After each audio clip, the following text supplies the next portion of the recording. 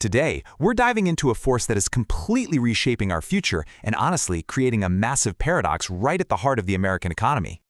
See, on one side of the coin, AI holds this incredible promise, a potential fix for some of our biggest, most stubborn economic problems. But on the other side, it poses a threat so huge it could literally tear our society apart. So how on earth can both of these things be true at the exact same time? Well, that's the paradox we're going to unpack. Here's our game plan. First, we'll dig into the paradox itself.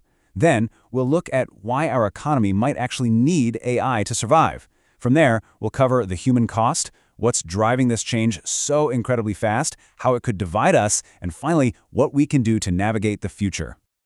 Okay, so here's the absolute key to understanding all of this. AI isn't just one thing. Think of it as two powerful, completely opposite currents hitting our economy at the same time. It's promising this era of amazing growth while also threatening just historic levels of disruption. And this lays it out perfectly. The promise? A massive boost in productivity, more economic growth. The peril? Millions of jobs gone, and a huge gap between the rich and poor. The most important thing to get here is that these aren't two different paths we might take. This is all happening together, right now. All right, let's start with the promise. Why are people calling AI an economic lifeline?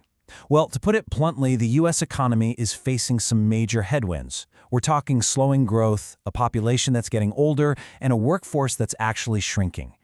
And you can see right here just how high the stakes are. Without AI, experts think our long-term growth is going to be stuck below 2%, but with AI, that could jump to 3%. Now, a single percentage point might not sound like a lot, but over decades, that is a massive, massive difference in national wealth. AI is the game changer.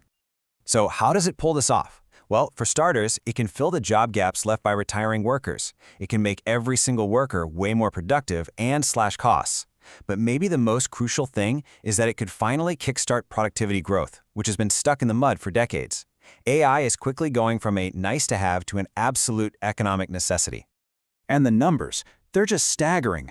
Economists think AI could pump an extra $7 to $10 trillion into the U.S. economy by 2035. That's the mind-boggling scale of the opportunity in front of us.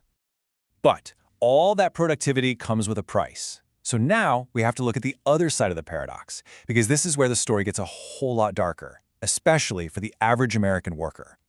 And these forecasts are, frankly, pretty sobering. By 2035, about 12% of all U.S. jobs could be completely automated away. But that's not even the whole picture. Another 25% are going to be significantly altered. You add that up, and you're talking about nearly 4 out of every 10 jobs being deeply, directly impacted by this shift. And we're not just talking about factory jobs this time. This wave of AI is aimed right at the heart of the white-collar world. Think administrative work, customer support, basic accounting, paralegal research, data analysis. These are the kinds of jobs that have been the bedrock of the middle class for generations. And this quote just hits the nail on the head. This is what makes this moment in history so different. Past ways of automation usually started with manual labor. But because AI can handle language and complex information, it's coming for the cognitive work, the desk jobs that have always felt safe. So you might be asking, why is all of this happening so incredibly fast? The simple answer is that for most businesses, this isn't really a choice anymore. It's about survival. It's really a perfect storm of pressures all pushing companies in the same direction. Here at home, they can't find enough workers and wages are going up. Globally, they're trying to compete with rivals who are already using AI. All the while, you've got investors screaming for more efficiency, and the tech itself just gets cheaper and better every single day. It creates a brutal, simple equation: automate or get left behind. And this right here, this is the fundamental problem. The speed at which jobs are going to be displaced is just way, way faster than our ability to retrain people for new ones. It's a dangerous mismatch, and we're caught right in the middle.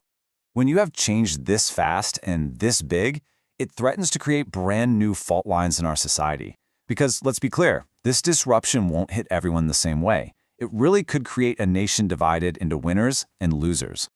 And that dividing line is becoming pretty clear. The winners, they're the ones who own the tech or have the super advanced skills to work with it.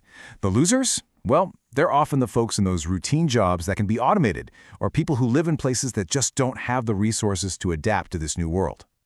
And that leads to a really disturbing possibility.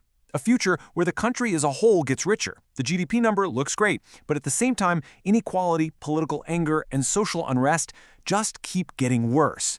It's a powerful reminder that a growing economy doesn't automatically mean a healthy society. So, are we doomed to this future? Not necessarily, but, and this is a huge but, this transition will not manage itself. We can't just sit back and let this run on autopilot. It's going to take deliberate, massive action.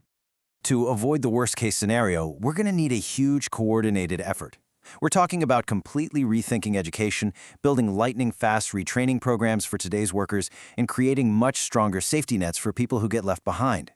The goal isn't to stop AI, it's to build a bridge so our society can get to the other side safely. At the end of the day, it all boils down to this. We can have all the amazing productivity gains that AI promises, but if we don't prepare our people for this shift, those gains are going to come at a social cost that is just way too high. And that brings us full circle, right back to the paradox we started with. AI might just be the one thing that can save the U.S. economy from stagnating. But in the process of saving it, it could shatter the very social contract that holds our whole economy together. The technology is here. The change is happening now. The question isn't if AI is going to remake our world, but how. And it forces us all to ask a really tough question. What kind of future do we actually want to build? Who is going to benefit and who is going to be left behind?